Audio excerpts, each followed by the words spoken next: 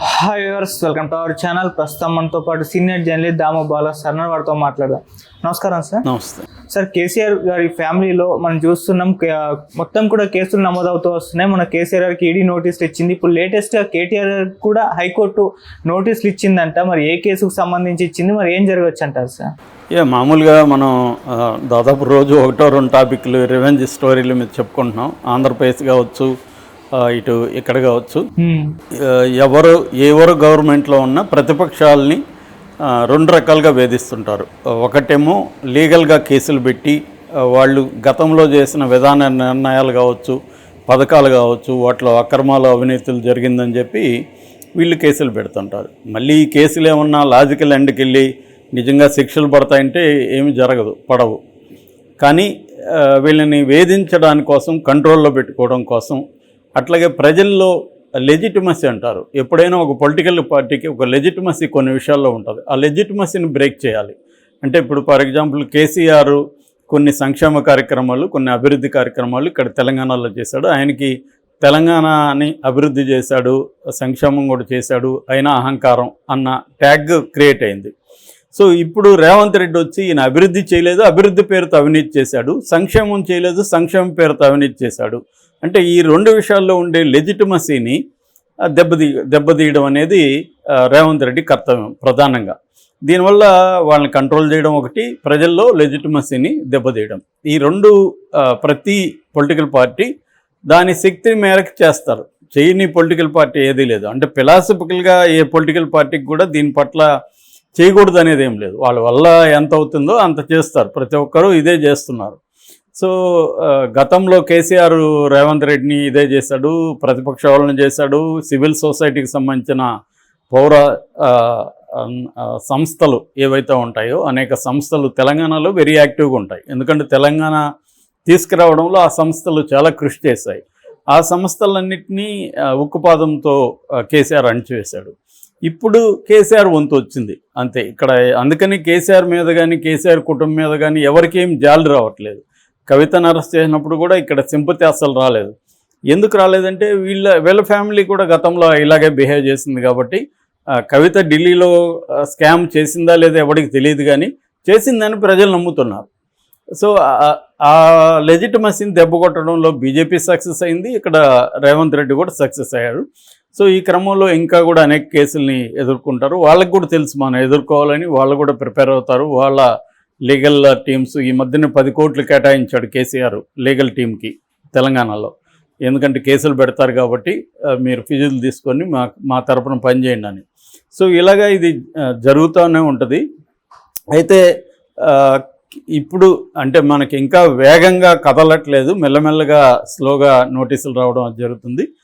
కేసీఆర్కు ఉండే ప్రాబ్లం ఏంటంటే, కేసీఆర్ మనం పక్క రాష్ట్రం జగన్తో కంపేర్ చేస్తే, జగన్ ఏమో కనీసం 4 ఎంపీ సీట్లు ఉన్నాయి, అక్కడ రాజ్యసభలో 11 ఉన్నాయి కాబట్టి కొద్దిగా బార్గెనింగ్ పవర్ జగన్కు ఉంది ఇక్కడ మోడీ దగ్గర. అట్లాగే ఇక్కడ కూడా 40% ఓట్లు వచ్చాయి. తర్వాత ఎమ్మెల్సీలు కూడా తనకు బాగానే గణనీయంగా ఉన్నారు. రెండోది అతని కొంత స్ట్రెంగ్త్ అనేక విధాలుగా ఉంది. అతనికి ఒక కులబలం ఉంది, కొంత వ్యవస్థల్లో మనుషులు ఉన్నారు, కొంత మీడియా ఉంది. జగన్కి అవన్నీ ఉన్నాయి కాబట్టి అతను పోరాడగలుగుతారు. రెండోది ఏజ్ రీత్యా కూడా అతను కంపారేటివ్లీ కేసీఆర్తో పోతే యంగ్. కానీ ఇక్కడ కేసీఆర్కి ప్రాబ్లం ఏంటంటే, కేసీఆర్ ఒక పక్క రేవంత్ రెడ్డితో గొడవ, ఇంకొక పక్క మోడీతో గొడవ, ఇద్దరితో ఒక్కసారిగా పెట్టుకున్నాడు. దీనివల్ల జగన్కేమో 18 కేసులు ఉన్నా కూడా సేఫ్గానే ఉన్నాడు ఇప్పటి వరకు. చంద్రబాబు కేసులు పెట్టి జైల్లో పెట్టచ్చేమో, కానీ మోడీ అయితే జగన్ని టచ్ చేసే అవకాశం కనిపించట్లేదు మోడీకి ఉన్న అవసరాల రీత్యా. కానీ కేసీఆర్కి ఒక ఎంపీ కూడా రాలేదు. కనీసం కేసీఆర్కి ఒక 4 ఎంపీలు ఉంటే కేసీఆర్ కూడా బార్గెయిన్ చేసేవాడు. ఇప్పుడు ఎప్పుడైనా కూడా మనం ఒకరిని ఒక హెల్ప్ అడగాలంటే మనం ఏది ఆఫర్ చేస్తున్నాము అనేది ఉండాలి. నువ్వేం ఆఫర్ చేస్తున్నావు? సో ఇది ఆఫర్ చేయడానికి కేసీఆర్ దగ్గర ఇప్పుడు ఏమీ లేదు. డబ్బు ఉండొచ్చు, కానీ మోడీకి డబ్బు అవసరం లేదు. సో ఇప్పుడు మోడీకి ఉన్న తెలంగాణలో ఇంట్రెస్ట్ ఏమిటంటే, తెలంగాణలో ఆల్రెడీ ఎమ్మెల్యే ఎన్నికల కంటే కూడా ఎంపీ ఎన్నికల్లో బీజేపీ బలం గణనీయంగా పెరిగింది. సో దీన్ని నెక్స్ట్ లెవెల్కి తీసుకెళ్ళి అసెంబ్లీలో కూడా తన బలం పెంచుకోవాలనేది మోడీకి ఉన్న టార్గెట్. ఎందుకంటే మోడీని కాపాడింది ఈసారి సౌత్ ఇండియానే, నార్త్ ఇండియా కాదు, ముఖ్యంగా ఉత్తరప్రదేశ్, మహారాష్ట్ర లాంటి దేశాల్లో చాలా ఘోరమైన దెబ్బ బీజేపీకి తగిలింది. సో సౌత్ ఇండియానే సేవ్ చేసింది, ముఖ్యంగా ఆంధ్రప్రదేశ్, తెలంగాణ, కర్ణాటక. సో ఈ రెండిట్లో కూడా ఫస్ట్ ఆంధ్రప్రదేశ్, అసలు అది ఊహించలేదు ఆంధ్రప్రదేశ్, అక్కడ మోడీకి చాలా హెల్ప్ అయింది. నిజానికి రిలక్టెంట్ పూర్తది, మోడీకి ఇష్టం లేకుండా చంద్రబాబు ప్రేరణతో పవన్ కళ్యాణ్ ఇనిషియేషన్తో ఏర్పడిన పొత్తది. అదర్వైజ్ మోడీకి పెద్ద ఇంట్రెస్ట్ లేదు. అలాంటిది ఇప్పుడు ఐరనీ అంటారు దాన్ని, అక్కడ అతను డిపెండ్ అవ్వాల్సిన పరిస్థితి మోడీ వచ్చింది.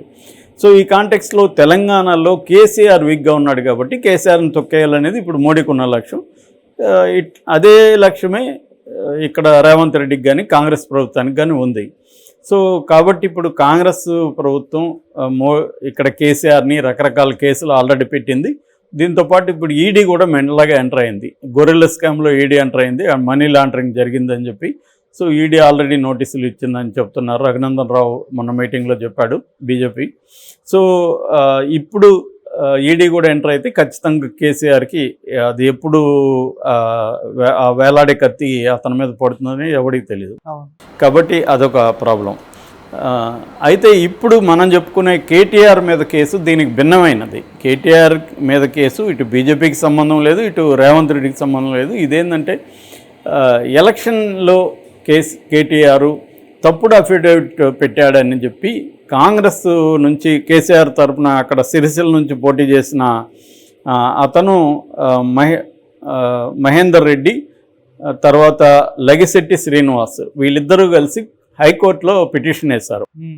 మామూలుగా ఏంటంటే అఫిడవిట్లో తప్పులుగా అని చెప్తే మనకి ప్రజా ప్రాతినిధ్య చట్టం సెక్షన్ 123 ప్రకారం అది పనిషబుల్ అన్నమాట. సో ఇప్పుడు ఏం చెప్పాడు, అబద్ధాలు ఏం చెప్పాడు అంటే తనకి డిపెండెంట్స్ ఇద్దరని చూపించాడు, తన భార్య, మైనర్ కూతురు, కొడుకుని చూపించలేదు. కొడుకు మేజర్, లాస్ట్ ఇయర్ జూలైకి మేజర్ అయ్యాడు వాళ్ళ అబ్బాయి హిమాన్సు. సో కానీ అక్కడ హిమాన్స్ పేరుతో కొన్ని ఆస్తులు కొన్నట్టుగా ఉన్నాయి.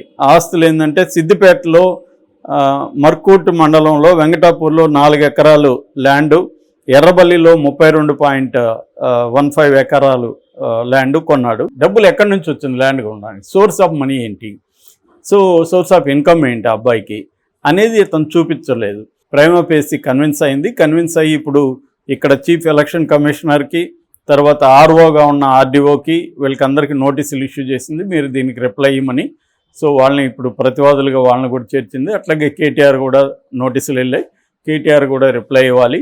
సో ఇది కానీ కన్విన్స్ చేయలేకపోతే కేటీఆర్ ఖచ్చితంగా హైకోర్టు నుంచి ఇబ్బందులు ఎదుర్కొనే అవకాశం ఉంది. ఎందుకంటే ఇతను ఎన్నిక చెల్లదని చెప్పే అవకాశం కూడా ఉంది. అట్లా గతంలో కూడా తీర్పులు ఉన్నాయి. వీళ్ళు కూడా సుప్రీంకోర్టు తీర్పుల్ని కొన్ని కోర్టు చేశారు కూడా. సో అనువరపు రాజేశ్వరరావు అనే అతను అడ్వకేట్గా వీళ్ళ తరపున ఆర్గ్యూ చేశారు. సో దీన్ని ఇప్పుడు 4 వారాలకి హైకోర్టు పోస్ట్పోన్ చేసింది. సో వీళ్ళ సమాధానాలు ఈ లోపల రిప్లైలు ఇవ్వాలి. ఇచ్చిన తర్వాత 4 వారాల తర్వాత దీని మీద చేసి, ఇప్పటికిప్పుడు కేటీఆర్కి ఇబ్బంది లేకపోవచ్చు, కానీ కొంత ఈ కేసు కానీ కొద్దిగా ముందుకెళ్ళి ఈ కేసులో వీళ్ళు పెట్టిన గ్రౌండ్స్ ఏవైతే ఉన్నాయో అవి కానీ ప్రూవ్ అయితే మాత్రం కేటీఆర్ కష్టాల్లో వెళ్ళే అవకాశం అయితే ఉంది. Okay sir, thank you so much.